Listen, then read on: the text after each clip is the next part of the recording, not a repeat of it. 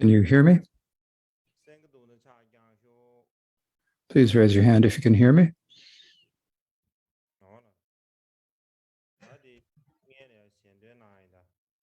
We will begin with the prayers to begin.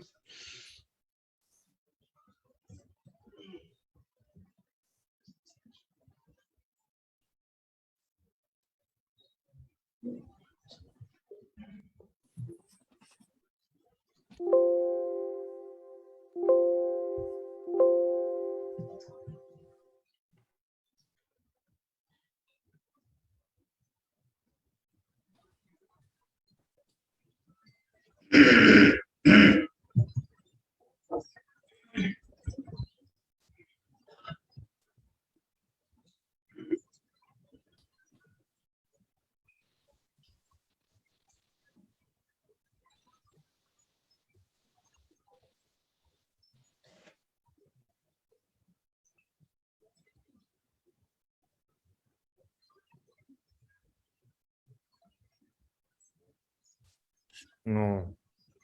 Abazing end and Castle.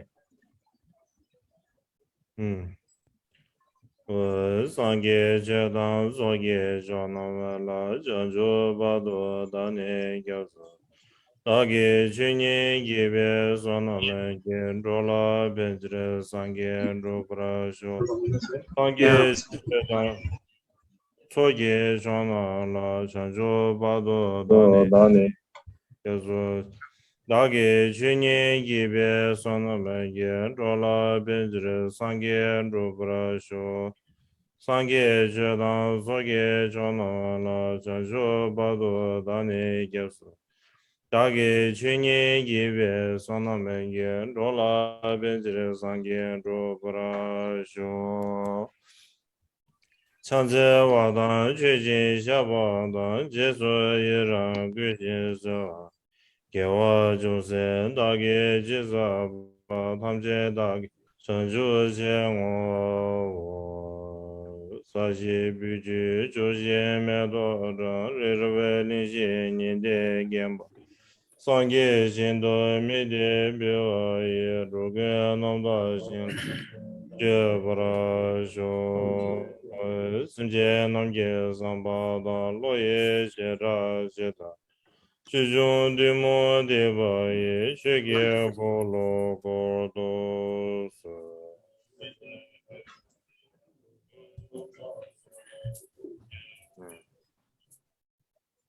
다 이게 망고지 고용도다. 게도 시스템에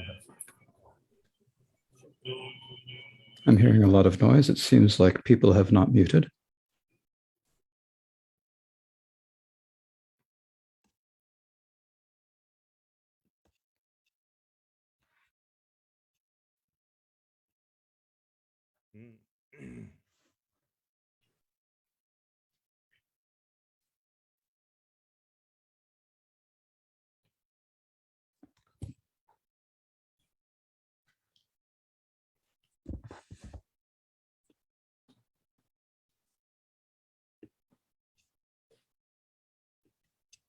원라서 나 참이 생도아.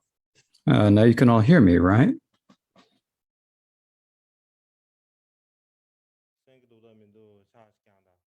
Please raise your hands if you can hear me.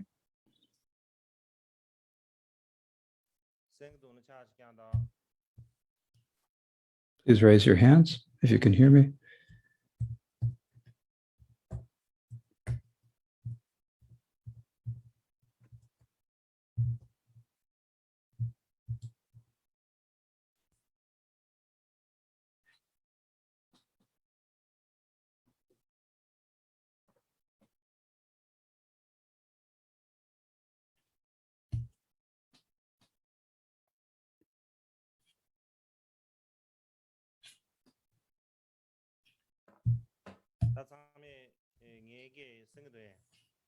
Now you can all hear me, right?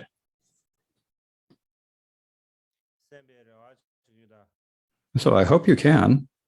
Please raise your hands. Oh, okay, that's fine.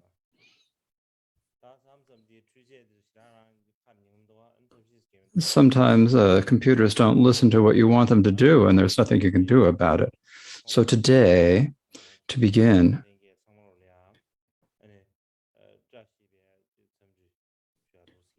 I would like to wish all of you a very auspicious welcome.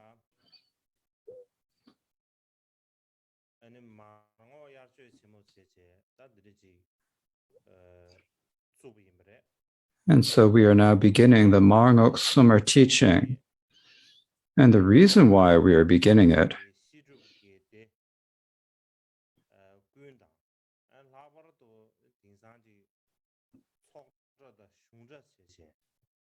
and the reason why is that I wanted to see whether within the monks and nuns and all the Kaju monasteries of nunnery, the centers for study and practice, and the in particular among those monks and nuns who are in the ritual sections of the monasteries, and whether we could increase their knowledge of the Vajrayana and related topics. And so that is why we began this summer teaching. So generally, as you all know, from the time of Marpa the translator onward,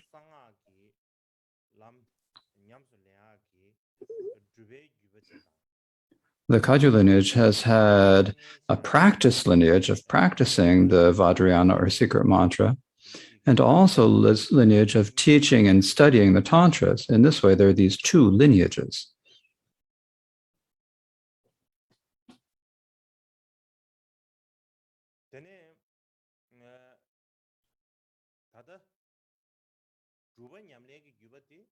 So in the present day, the lineage of practice we do have.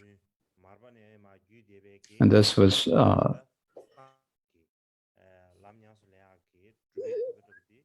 and so the lineage of practice of practicing the secret mantra Vajrayana that has been passed down from Marpa and Milarepa is continued.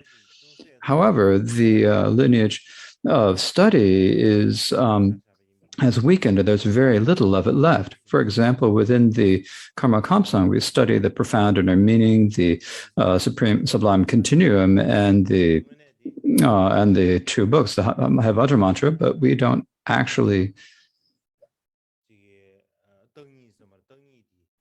And so among these, the only one that is an actual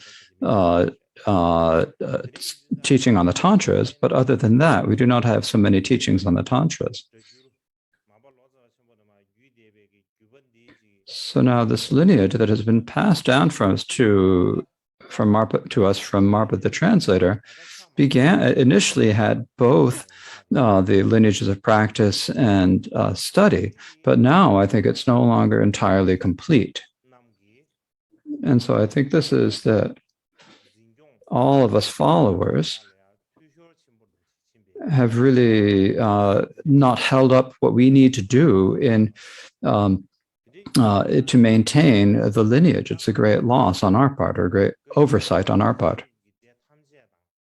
And so I think that all of the Kaju communities of practice and teaching, and all of our lamas and tulkus, and all of our lay and students, both male and female, we all need to come together and with a vaster motivation to revive the teachings. We need, and not only do we need to have this vaster motivation, and we actually need to work together to actually put in practice the reviving the teachings. And so in order to be able to unhold them. And so to initiate a new movement to do this, I think, is very important. And so for this reason, we are calling this summer teaching the Marngok Summer Teachings. So the main reason for giving that name is, as I just mentioned, we all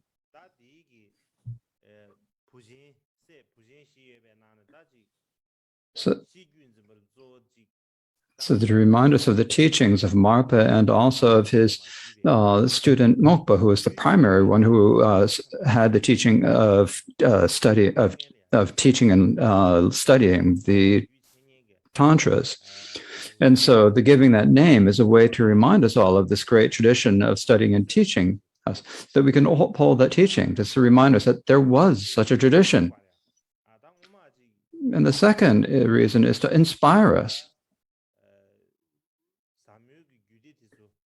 In the past, the great masters of the past did great studies of the tantras, and that spread to all of the different traditions.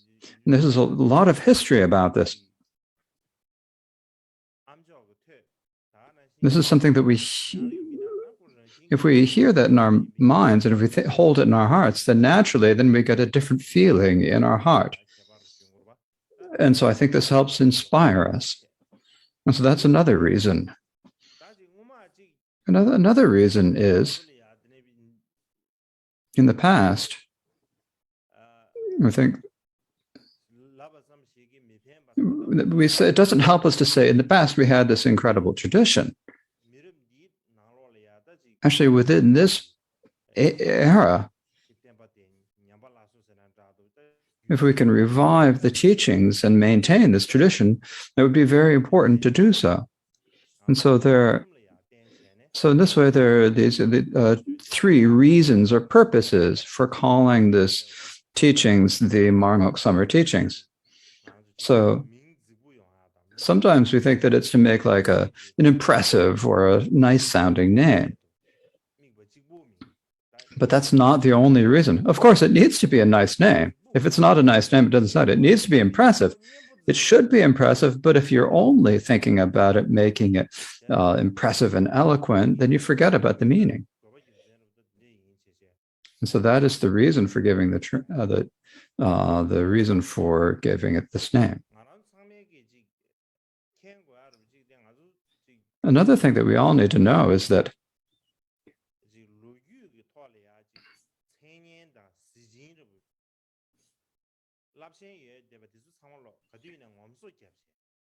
So the other thing we have to keep in mind is that we're always boasting about the names and the brilliance of the history of the forefathers of our lineage. But if while we're doing that, if we continue to be lazy and complacent, then gradually, just like a fruit, just as fruit rots, there's the danger that we will also rot from within. And so for this reason, we need to clearly recognize and understand what the situation we're currently in is and what our environment is. We need to clearly identify that.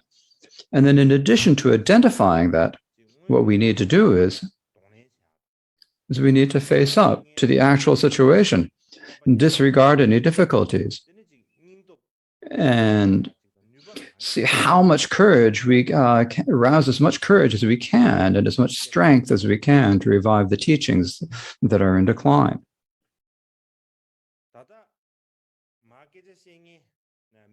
So expect for someone like me to teach about this. There's no reason for someone like me to say that this is good or either in Dharma or in worldly terms. There's nothing I can really point out in myself. There isn't, but I think I've basically never lost my resolve. I've continued. Had the intention that I could do something to benefit the teachings and beings, and that I should do something to benefit the teachings. And I've continued to do this. Now, there have been many different external and internal difficulties. And and even if these difficulties are dragging me backward, I'm still trying my hardest to move forwards. So sometimes it's not clear to me what the path in the future is, what the path forward is. I don't know what will happen in the future.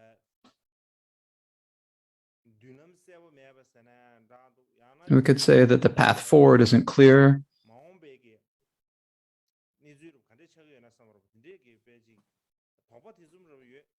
And we have doubt about what the future situation is going to be. This does happen. Still, even though that happens, I feel like I have really strong belief. And if I move forward, I said, even though I can't see it, I think that in that one day I will see some light ahead of me, and it's waiting for me. And I always have that, and that always gives me strength. And so for that reason, I think that many of us are always worrying about what's going to happen in the future. What's going to happen in the future? And thinking it's not going to be good in the future. We have a lot of worries about this. But I think that worrying about the future is actually a sign that you don't have confidence in yourself. If you're a courageous person, you face up to the present situation, and it's not like you invite in many difficulties from the future. And you don't give yourself such pointless worries and anxiety and pointless difficulties. And so you need to believe in yourself and need to move forward.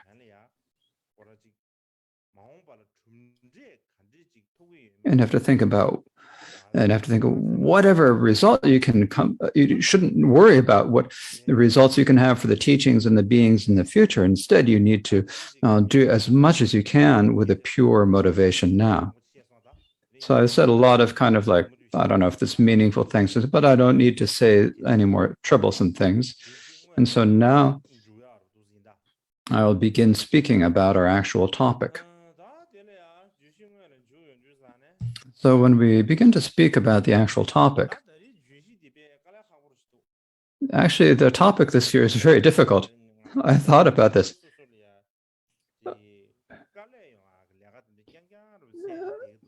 I'm always looking for difficult works or jobs that are going to make things hard for me. When you think about it, you think about it first, and you make the plan at first, and then you think it's easy. And then when you actually begin, you see how difficult it is and how complicated it is. But no matter what, I have to keep going. There's no choice but to keep moving forward. And so here, if we think about this, teaching about the origins of secret mantra, it's actually not at all easy. It's even more difficult than I thought, and even more complicated than I thought.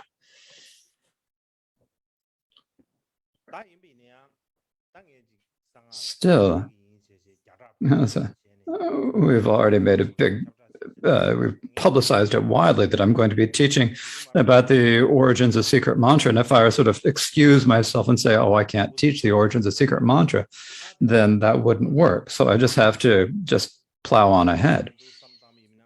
And so now if I think about it, the meaning of Buddhist Dharma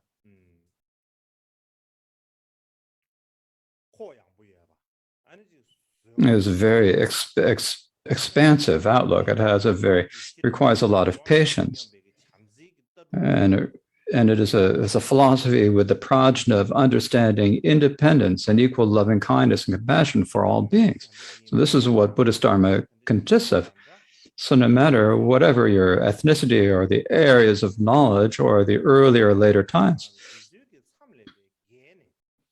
it goes beyond the extent of all of those. It transcends all of those.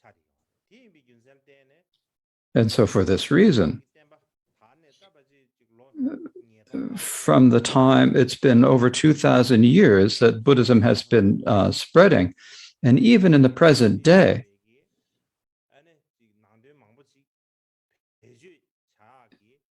the meaning of the teachings of Buddhism are still really have an essential meaning and significance of practical use. And this shows the profundity and the excellence of the Buddhist teachings. And the actual meaning of the Buddhist teachings transcends any individual language or any particular topic of study, or even what our habits of thinkings are. It just goes beyond the borders of all of those. Like, for example, like in the old days, at the time when the Buddha was present in the world, the way that people thought then and the way people think now is different, right? but the Buddha Dharma was appropriate for people 2,500 years ago, and it is still, to this day, it is appropriate for people to a great degree.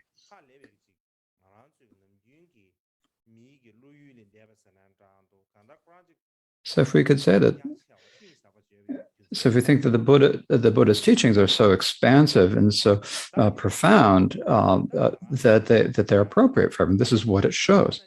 But the Buddhism that we see and the Dharma that we practice every day, and the religion of Buddhism that we teach now, whatever is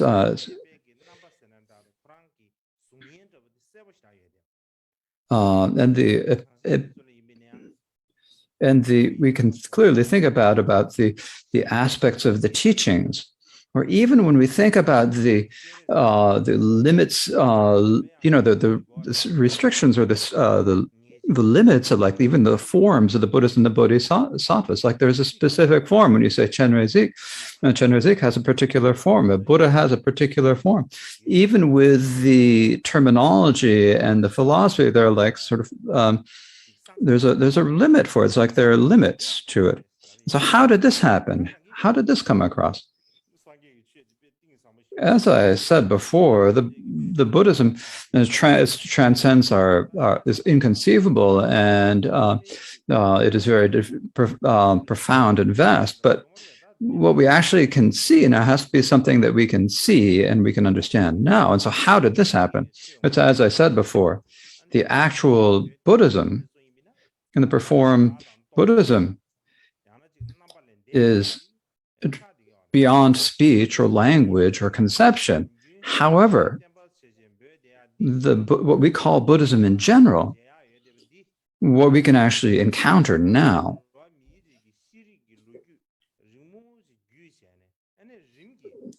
has been passed down through a long history of human civilization and knowledge, and that is the why it takes the particular form that we see it in now. It's not like there was a single Buddhist teaching that appeared one day. That's not how it happened. It was passed down through several thousand years. And now it takes the form or the shape of the Buddhism that we can now encounter today. Or if we think about it from another angle, we could say that the reason why Buddhism takes this particular form in the present is because this particular form and this particular aspect is what is going to be beneficial for human beings and what is going to be appropriate and accessible to beings. And so that is why it has that particular form, takes this particular form. That's a reason. It doesn't take that form or aspect without any reason, right? So we could say that the teachings of the Buddha scriptures needs to accord with the way people see things in our human society and what we consider valuable. And it has to be something that we humans are that is easy to understand and accept. And when it appears in such a form, then this is actually what we would call a skillful method. It is a deed of skillful means. And so, if we were to think that the present form of Buddhism or the present form of teachings is the actual meaning of Buddhism, then what we need to if we think what is the actual meaning of that, then we need to understand the history and the historical background and environment that shaped Buddhism into its present form. So for that reason, the form of the teachings of the Buddha, or the aspects of the form, the shape of the Buddhism, what is the origin of that? It originally came in India, and since came from India, so it is extremely important for us to know ancient Indian history. Now, the reason for this is that the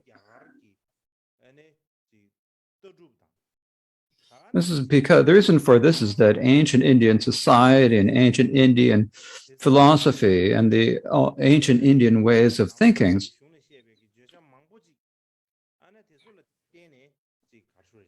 were the basis for many of the different teachings in the Buddhist scriptures. That is why they occurred. Similarly, there's the many of different areas of knowledge and the ways of thinking of ancient India that produced and sustained the different forms and techniques of Buddhism. And the reason why that happened is that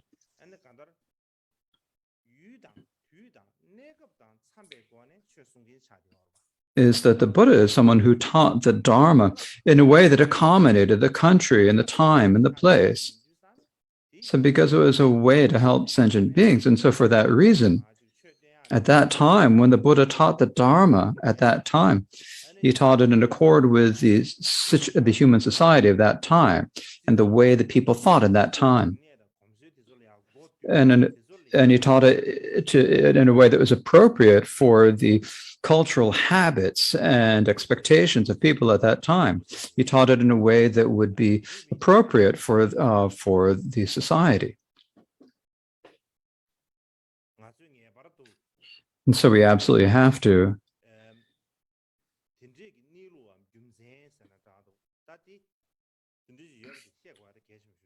understand that that was the situation and accept that that was the the situation that the Buddha taught in.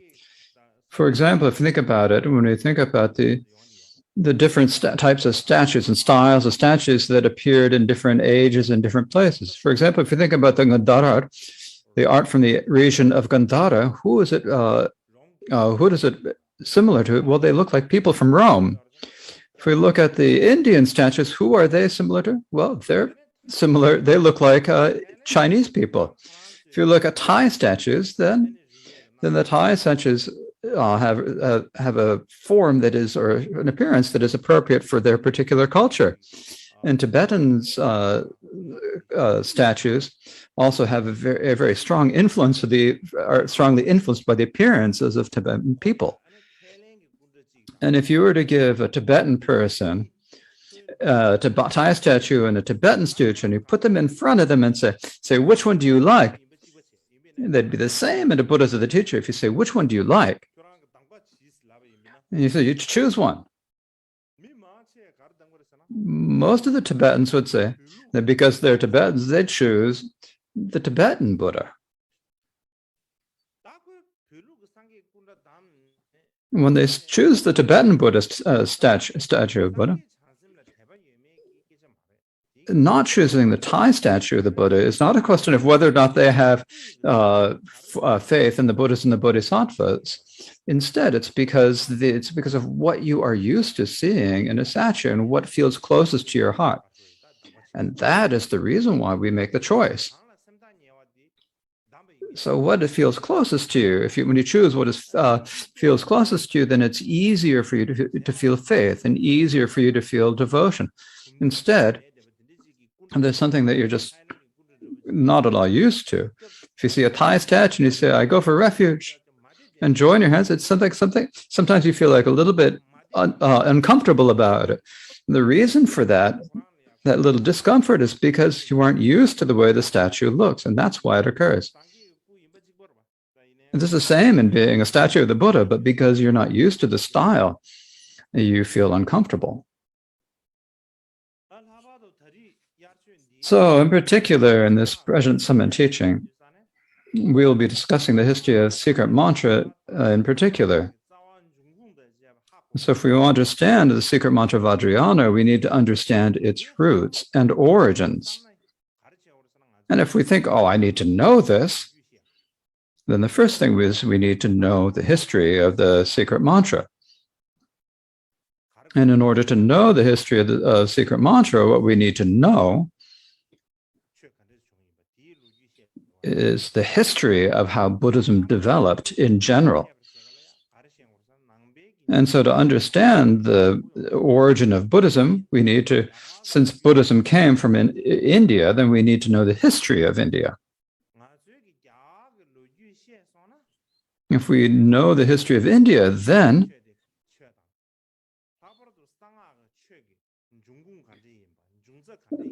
will be easier for us to understand the roots and the development of the of Buddhism and of the secret mantra in general. Once we know those well, it'll help us to no longer be distracted by the external forms and rituals.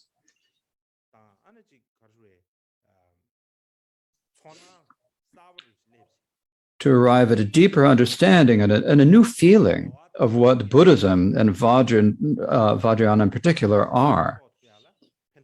And once we have that understanding and feeling, it makes it easier for us to understand what the intentions and thought of the Buddha is. So before we speak about the origins of mantra, the origins of Buddhism, we first have to have some background in ancient Indian society, how they lived and their thoughts and philosophies and how they lived. So I think this is extremely important and also very beneficial. But for someone like me, in particular, I've never really studied history. I just haven't had the education. In particular, India is a country with such a rich history and history of knowledge. So for someone like me to know it is difficult. It's difficult for me to even know it. And so to teach it is also difficult. But among all of us Tibetans, there are very few who actually know about the civilization and history of ancient India. And people who know about the history of Buddhism in general and the secret mantra in particular are extremely rare. And so in order to give everyone some encouragement and inspiration, I have working pretty hard, basic until, wearing the skin down. Actually, it's kind of a little bit amazing. It's like I have to kind of cover myself up and say, so please, I ask you all to bear with me. I'll be doing my best. If there's anything that's not right, or if there are any mistakes or anything that's not correct, from the beginning, I'd like to say, please, I beg your pardon. So if I don't say that first and later have to excuse myself, that would be embarrassing. So the next thing to speak about is I have to speak about India. So in order to talk about India,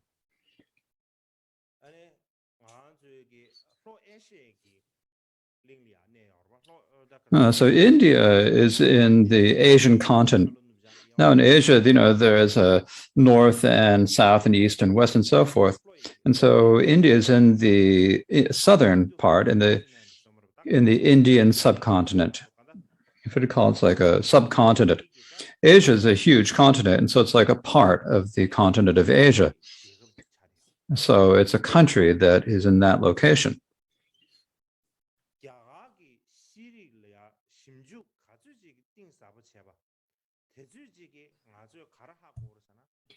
And so research into India has gone to a really profound level, and at such a deep level that actually the study of Indian history has come to occupy a very significant position within the study of human knowledge. In particular, when you think about Indian languages, like in particular Sanskrit, and Western languages many of the Western languages are also actually related. They're from the same lineage, or the same language family.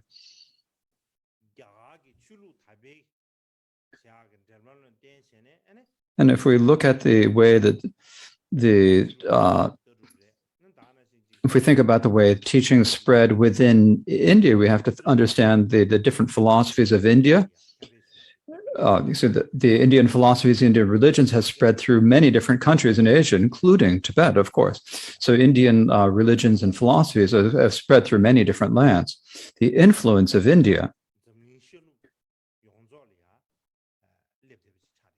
has spread throughout the entire world from east to west, and in particular in India, there are the three great religions and six. It's the origin of six of the three great religions and six great philosophies.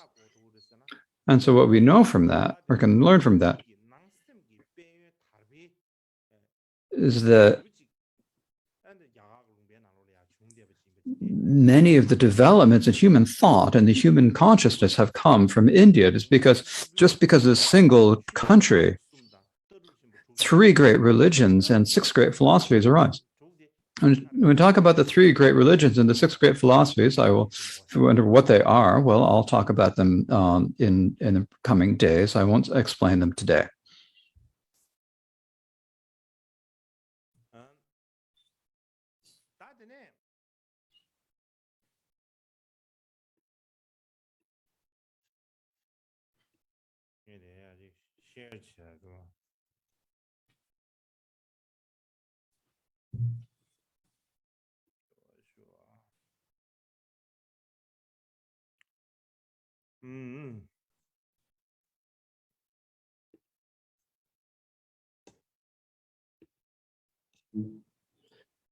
So please wait, I've got something to show you.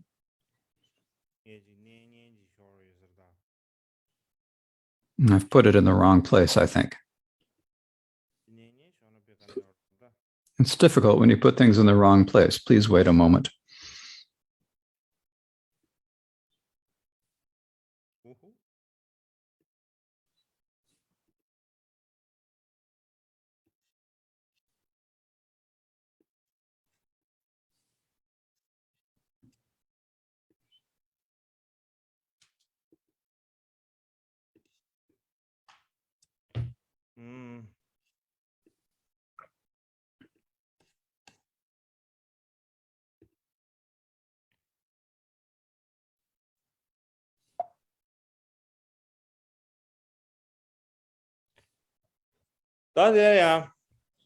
So here, what we have here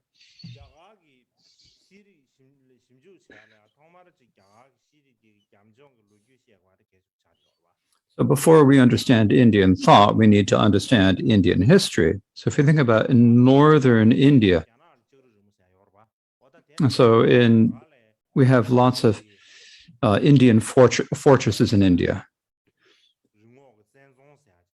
And these are like the hill forts of Rajasthan right? And so these are these hill forts. And the reason why I'm speaking about these hill forts, so here are some pictures of the hill forts.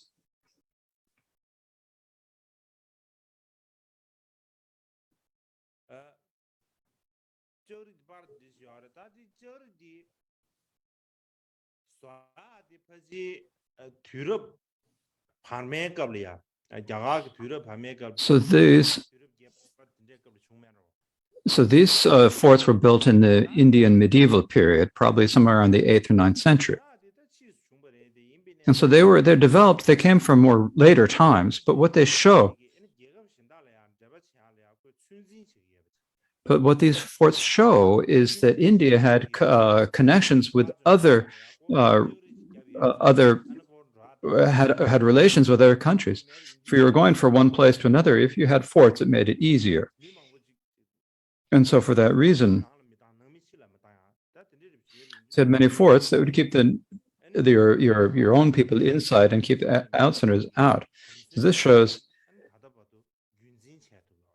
and so what this shows is that actually India has been able to protect many of its traditions that are not present in any other country. That was what I wanted to say. I'm not sure if you could actually see it well or not. Sometimes the computer doesn't do what I want it to do, so I'm not sure if you saw it or not.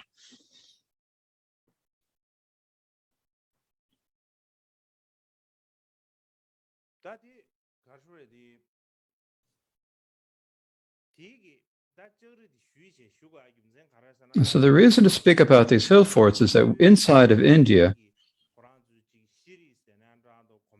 so they had an ancient culture, an ancient history, And they have maintained these for thousands of years until the present. They've continued to maintain and uphold and spread these traditions.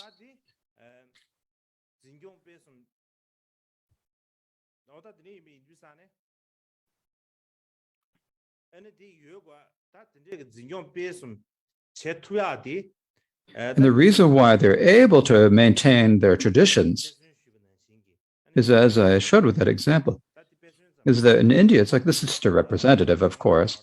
It's like there's this region, this region. So if we say there are these forts, these large forts, see that they're able to protect their country.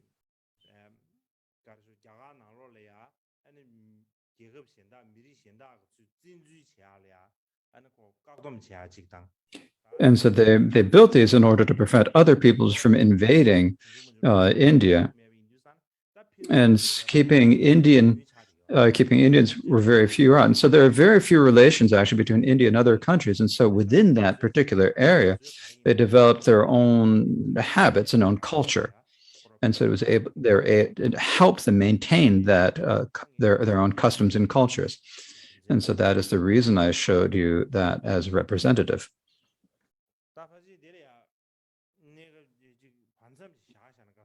And so I think it's probably to take our break now, and then